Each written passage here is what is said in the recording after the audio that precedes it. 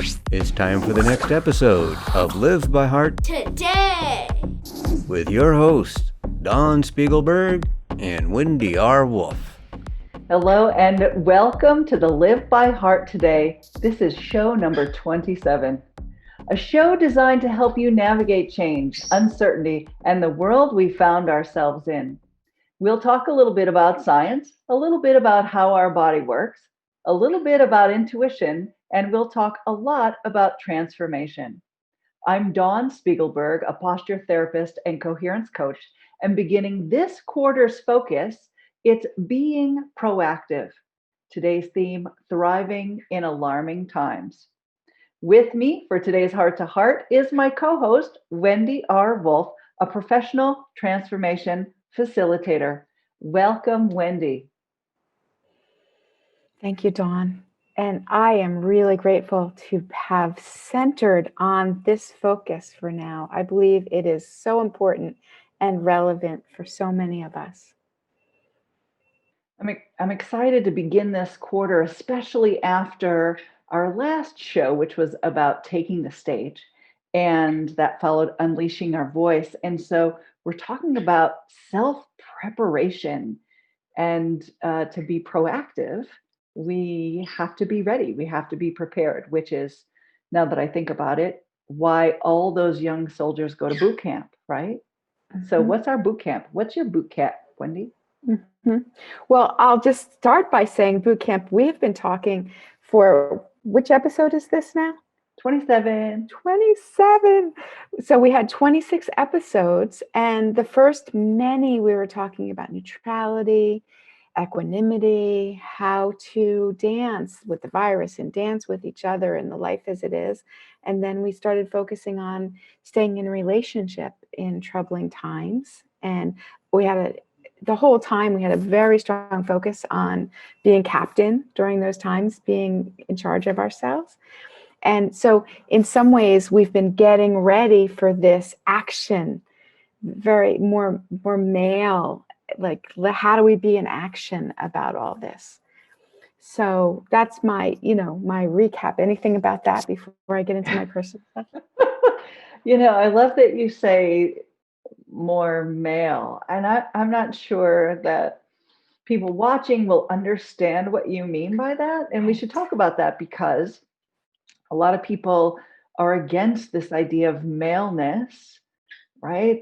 They feel that it's not beneficial, but it's worth talking about this idea of action being more male focused. Yes, and I do mean, I thank you for saying that, because I don't mean just men, obviously, because you and I, female. I don't mean just men. I mean, in all of us, we have what could be called male and female energies, or I think some people are more comfortable with the whole yin yang idea. There's different, right. We have waves of up and down. We have sometimes I'm more receptive. That's what I'm thrown to be, more receptive. And sometimes more active. And so that's what I was talking about, that active, go, do, say. That's beautiful. And if you think of it with regard to geometry, women, right? The essence of feminine is circular, right? It's the community. It's being together. And the idea of action is linear, and it doesn't take much action to move you forward. But in community, right, we have big communities, right? It takes a lot in order to be community. So geometrically, right, it's the circle and the line, and lines are direct. They go from one point to the next point. And we need both. We need both circles and lines. That's beautiful. Yes. And some people are, more attached that like women have to have a lot of the female energy and men have to have a lot of male energy behavior. I'm like, however everybody else is great. That's how I am. And I like, what I'm working on is having balance. Do I have my own access to being circular and to being, breaking through to the, being an arrow toward the goal? Yes, and physiologically, they talk about this. There's been a shift in the fitness world because for a long time, people were talking about working out every day and doing your cardio for an hour every day on top of all the other, weightlifting and things you do. And what they discovered is that the body can't manage all that. The body cannot be in action all the time. Right. And you actually burn the calories when you're at rest. So, well, you burn more calories after you've worked out. So they're Really? putting more stress on the resting part of working out. And it's also true, I'm going to bring in the nervous system. The nervous system has two responses. We've got the stress response and then the not stress response, or the relaxation response. And our body is designed to be in relaxation more than in stress. And all the diseases of our society they've discovered, are due to prolonged stress. And that's the more maleness, right? And when you're taking action or when you're under stress, you're expending energy. And we only have so much energy. So we need that feminine, we need that relaxation, we need that receptive in order to bring our energy stores back into good levels rather than being burnt out and having our energy low all the time. Yes. Yes. And you know what, I find myself, one of the stories, which is, I don't even know if this is true, by the way, but it's a story that I use all the time with people. I find it comes up constantly, is, with, because our culture is go, do, the act. Yeah. And it's great to be able to do that. But what does it take to do that? It takes rest. Right? Just what you were just saying. Mm-hmm. And so I like to talk about how it's my understanding that the samurai, they took their time to rest. They were ready to act, but they were in this incredible deep rest so that they were ready. They had their stores. So when they needed to go and do and fight, they could. And then when they're done, rest. Back to rest. That's beautiful. Yeah. It causes me to discuss the human condition. The human condition being that we're constantly checking for threats. So if you're a samurai, you're checking for the threats to the emperor, the threats to your own well-being. But while you're checking for threats, you can be in rest. Yes. And that's not what we practice. We practice being stressed out and continuing to look for threats. And when we're in threatening situations, we do different things. And when we are low in energy stores, our behaviors become frantic and frenetic and desperate. And the world feels really desperate to me right now. So Yes.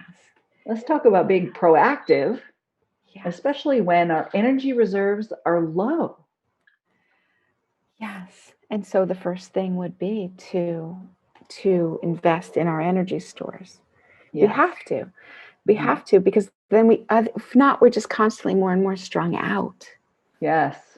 And you were saying how noticing the threat takes a quietness to be able to hear, and a clearing the decks or clearing the whiteboard so we can see.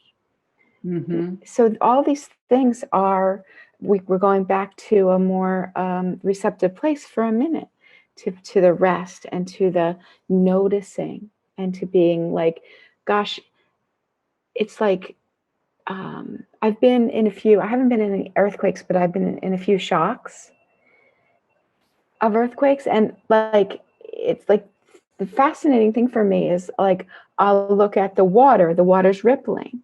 I'll look at the plants and they're like shaking. I'm like, What's I'm not going making on? this up. There really is vibrations going on, right? But that, how, like, can I be quiet enough? The water would need to be still for me to notice then it's rippled. Mm. And in my, in my work, one of the things that I focus on, I train healers, but deeper than that is I focus on helping people notice their inner senses. Mm.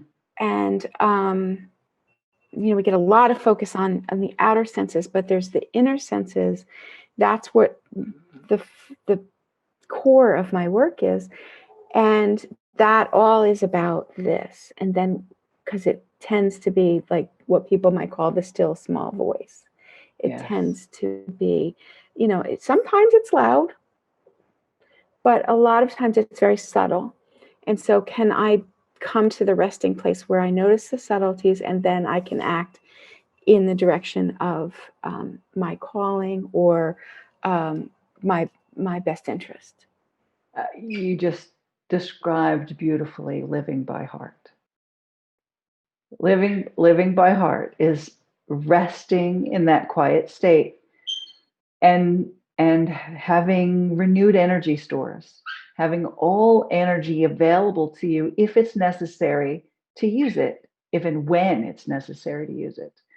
And it's a very different thing mentally when we come from a state of rest to deal with threats and deal with problems. So studies show that when we're under stress and duress, our cognitive function is actually limited, which means we're not seeing as many possibilities. We're not finding as many solutions. Why is that?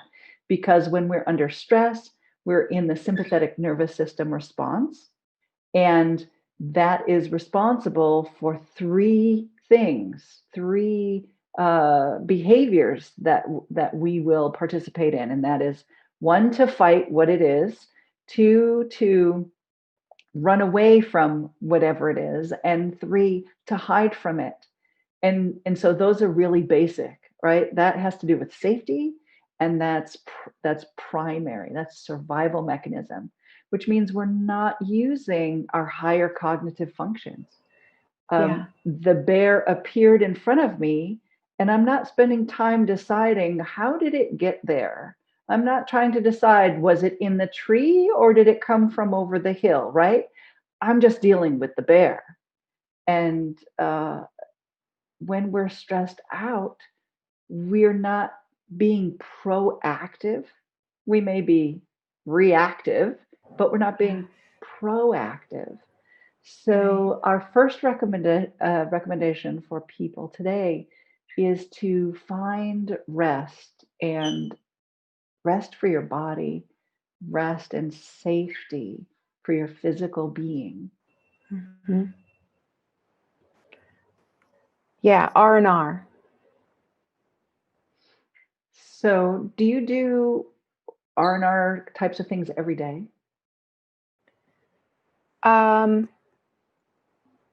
Yeah, I do.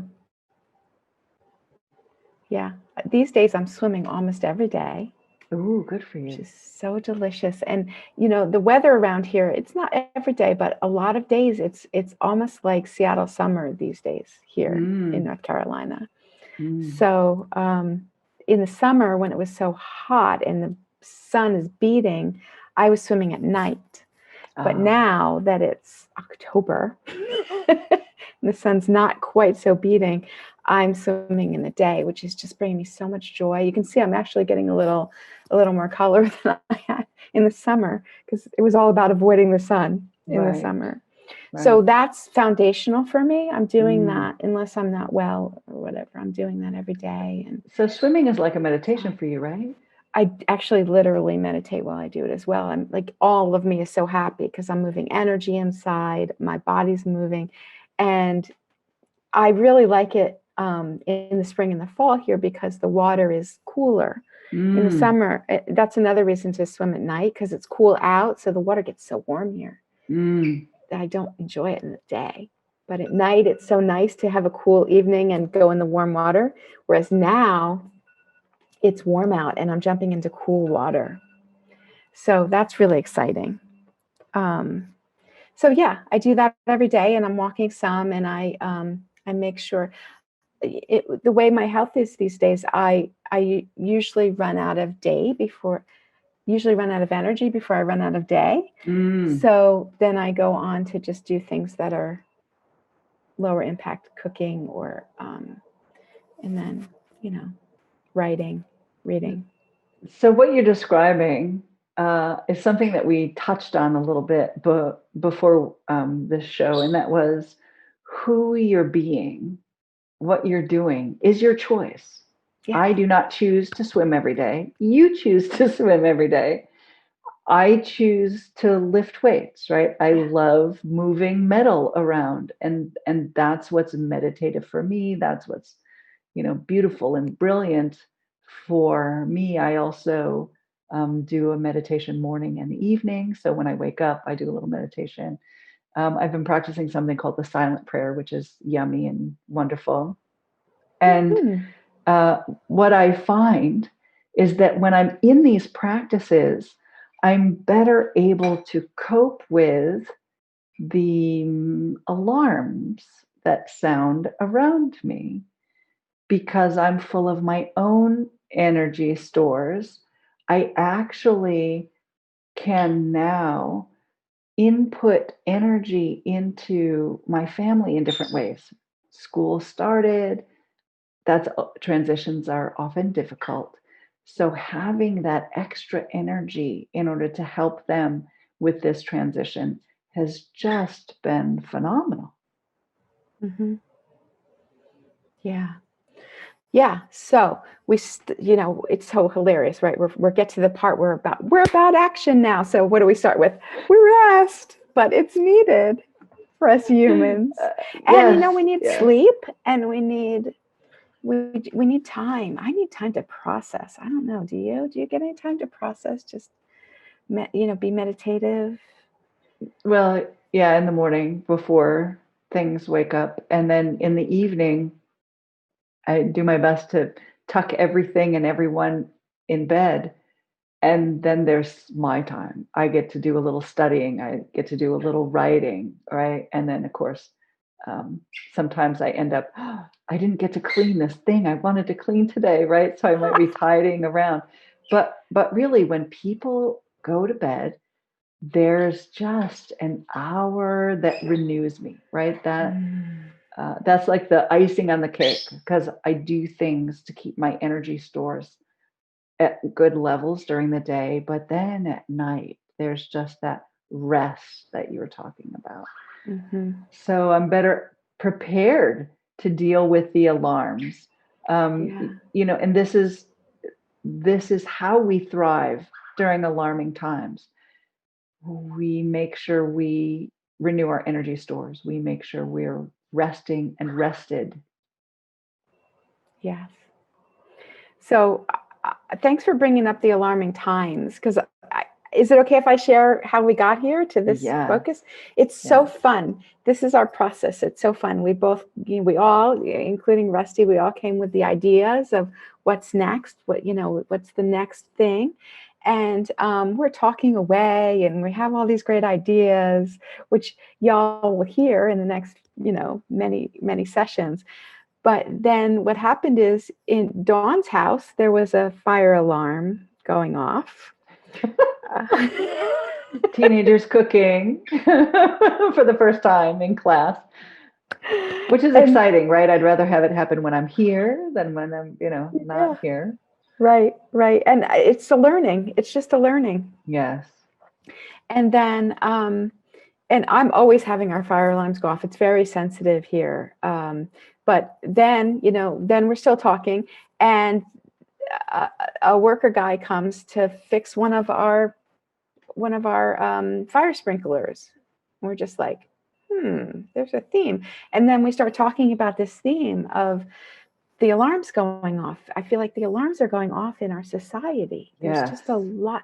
There's a lot of people being alarmed, and we're speaking about this, and the next thing you know, the sirens go by, which I don't remember ever hearing. I mean, I faced the woods here, but anyway, it was clear as day. We're all hearing the sirens going. It's just like, all right, well, we've got the idea.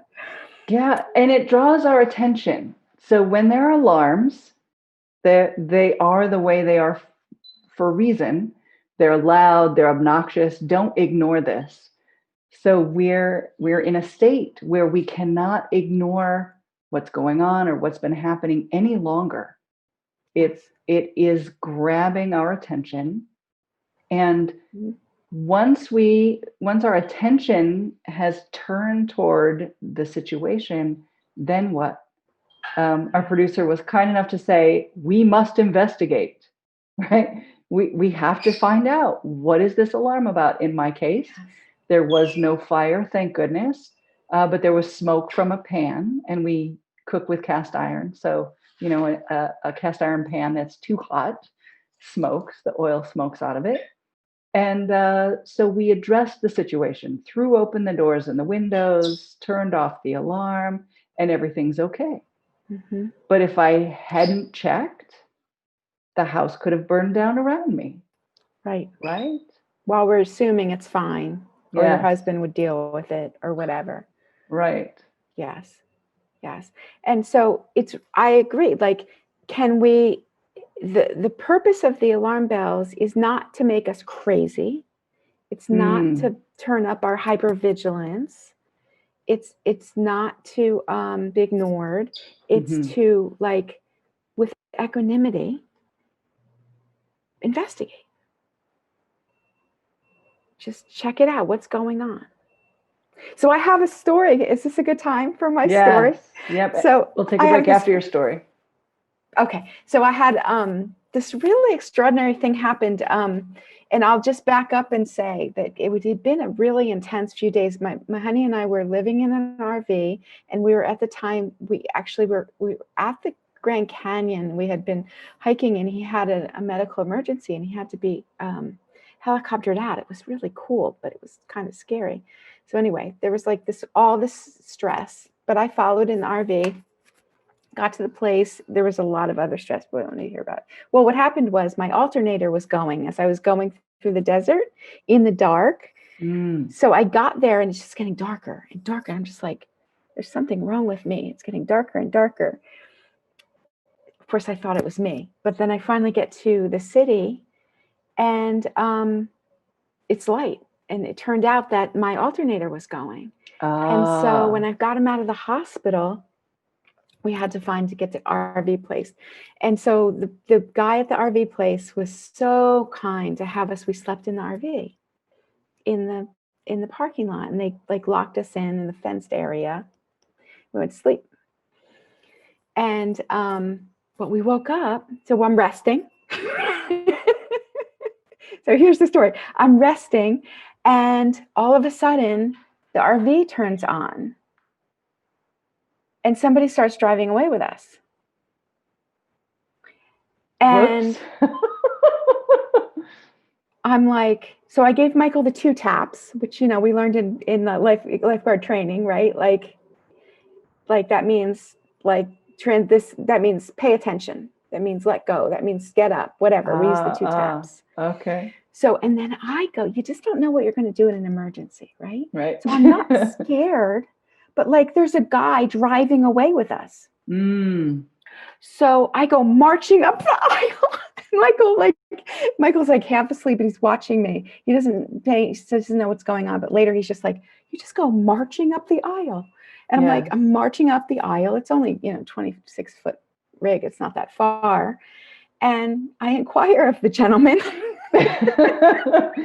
who are you and what are you doing with my RV? What's up?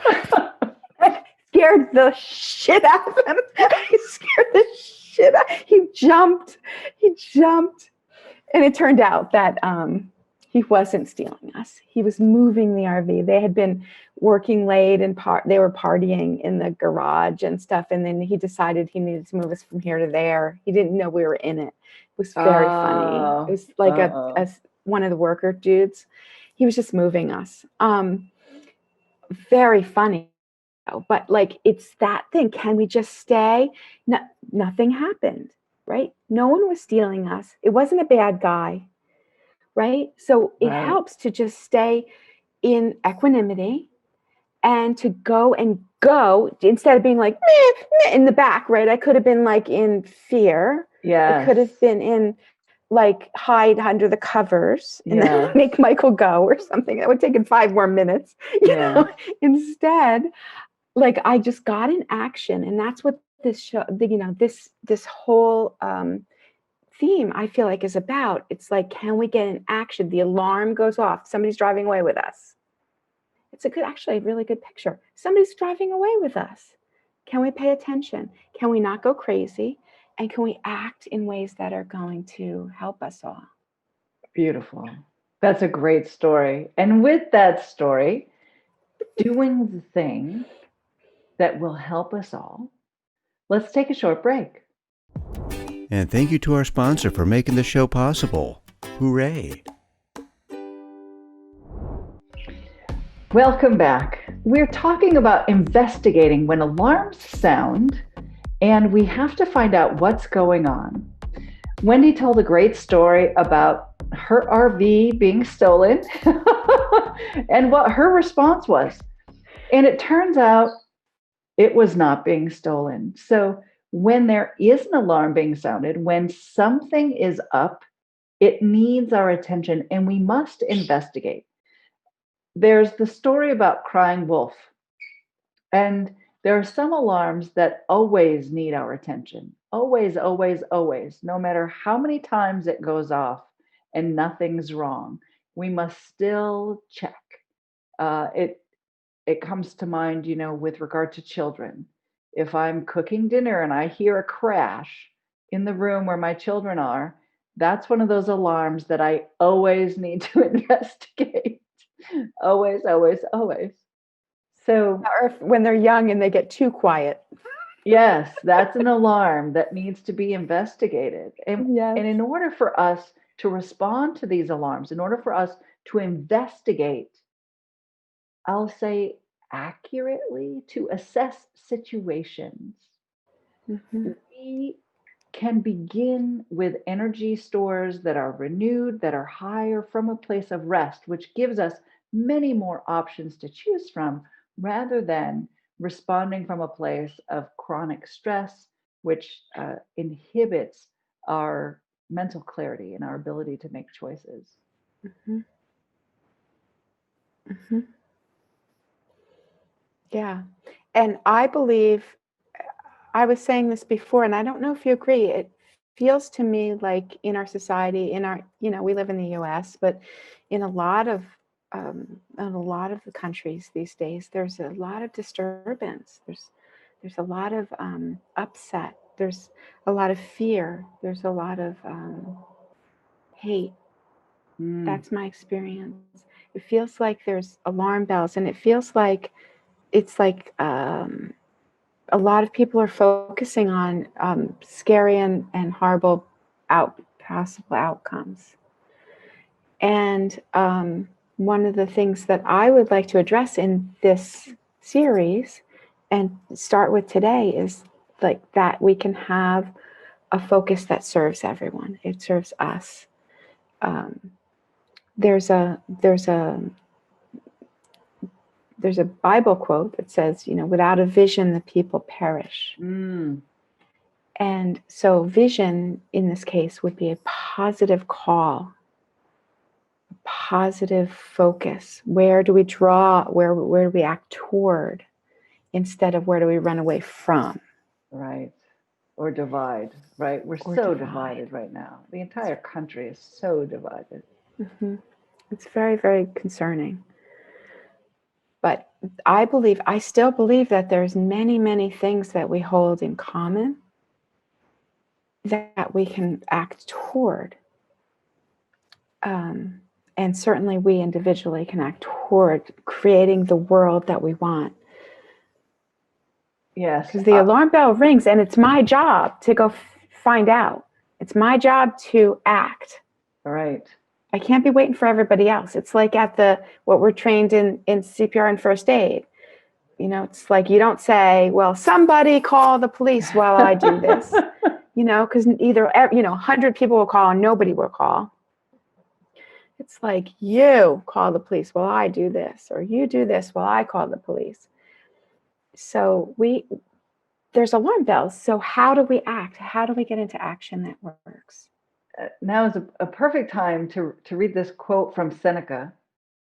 There are more things to alarm us than to harm us, and we suffer more often in apprehension than reality. And it brings me back to the image of you in your RV, and it was being moved, and you didn't know the cause of the movement. Who's driving my RV? And you had a choice. You could have cowered in bed, wondering what's going on. How long will we be gone? Mm-hmm. Who's driving? How did they get in here? Or go find out. You can investigate. And that focus is a change. So if you're in the back cowering, that focus is on you. What's happening to me? Why is this happening to me right now? Yeah. And you shifted the focus to discover who it was that was driving your RV. And that's external. And you took action. So we get stuck when we focus on ourselves. We limit ourselves to the two responses of our autonomic nervous system, which is we hide, right? Or we are paralyzed, or we freeze. Right. Yeah. And can we have enough rest and enough trust to inquire and discover? Can we overcome whatever stops us in that sympathetic place? Mm-hmm. To nose our turtle self out and actually see what's going on.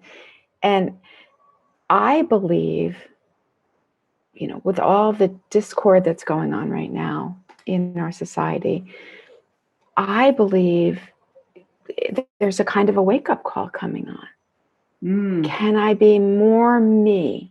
Be the change that I want to see? Can I do the things that I want to see happening? Can I make that impact in the direction? And I can't, there's no one else to do it. I have to, it's my job. I hear the alarm bells and everyone else does. And so part of this conversation we're in, I'm hoping, will inspire everyone to do their part to go where we want to go, where you want to go, not where you don't want to go. And this reminds me, I hear so often that people plan a vacation. They plan where they're going to go because they decide they need a break from work. And it makes sense. They need to renew their energy because they've been stressed, they've been working.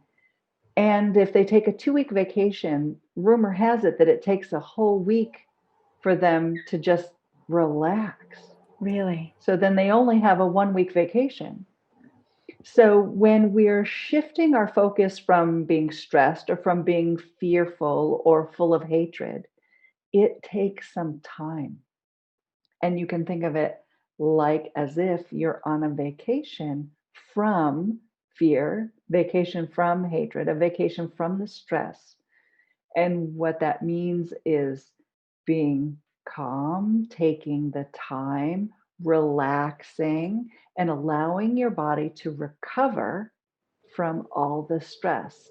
And if we don't have that week, to come down and find a place of stillness, we just continue perpetuating the stress. If you plan a vacation and the entire week you're still attempting to relax, you don't get to the point where you can be in rest and be in comfort to renew your energy.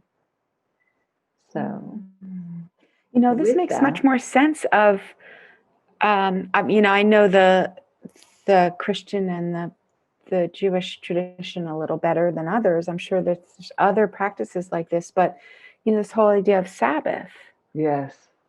it's like, why wait for a whole year and then have to detox for a week to try to get some vacation before you have to go back to it all? Every night we have to sleep. And every week, can we allow? I've been really working on having Sundays without computer and without work. And, Beautiful. As someone who works for myself, you know how it is. It's just, you do it when you can do it. Yeah. And, there's other times through the year that there's chances. So can we be practicing each day, each moment, each week, so that we don't have all that buildup? Do you think that works? I've begun practicing doing something every 2 hours to check in, to come back to rest. And it's a beautiful practice that allows me to catch the stressful moments quicker. That allows me to notice, oh, this is raising my blood pressure a little bit. I didn't realize that. And so then I can breathe and be return back to rest much more quickly than I used to be able to. Nice. It's a good practice. Yes. Wendy, thank you so much. Thank you for this content. Thank you for today's show, Thriving in Alarming Times. And thank you to everyone watching today. We'd love to hear from you. If our conversation spoke to you today, please tell us what's on your heart by leaving us a comment. For more information about how you can live by heart, please go to livebyhearttoday.com. Like and follow this page and turn on notifications. We're here every week on Thursdays at 4:44 Pacific time. From our heart to yours, we're creating a better tomorrow because we live by heart today. And that concludes this portion of Live by Heart Today! Thank you for watching. Join us every Thursday at 4:44 p.m. for another episode of Live by Heart Today! Let's give a shout out to our sponsor. Thank you, We Are Storically, for making this show possible.